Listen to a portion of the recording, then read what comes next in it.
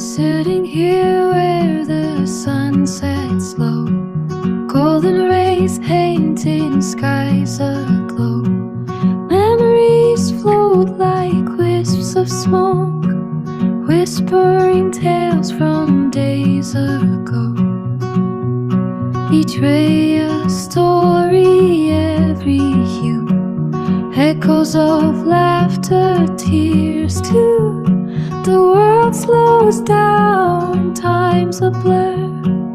In this moment I am new. Sunset glow, a time to let go. Nostalgia's touch, but don't you know, hope is waiting just beyond the sky. Every ending starts a brand new high. Deməli uşaqlar, biz iş dəftərində 4 tapşırıq var idi. İstəyirəm ki, 4 tapşırığı bu formada yerinə yetirək.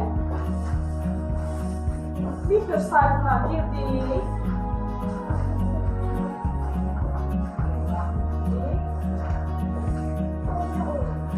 Stars start twinkling, night draws near.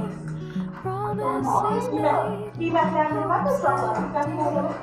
though the days end, makes us tired.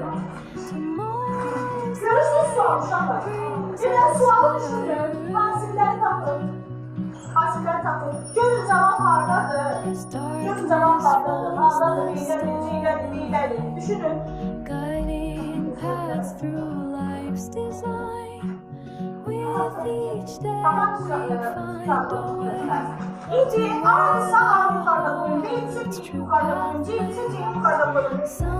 Yakalamak için verirlersen yaxşı, sakitçe kömeyle. Sen sonra başa salarsın, yaxşı. Ama hazırım. İndi cevapları aktardan tutuyor. Just beyond the sky, every ending starts a brand new high. Aha, görürsün cevapları. Üstünü cevabı, yaxşı cevap. Just touch, but don't you know, Bakın da artık görsəlir də, bu şarkı tutmaq. just beyond the sky, Üstü qalsın. every ending starts a brand new Bakın, su cevaplarınıza ait. Evlərdə tutuyorlar, bakın, üst tutmayın bir. Adı çıkır burada. Sen düşme taktın. Cevap alsın tez ol. Bakıram. Sen de tuttun. Deməli uşaqlar, cevap alsın olmalı görürsən. 2 vur 2. 4, 8,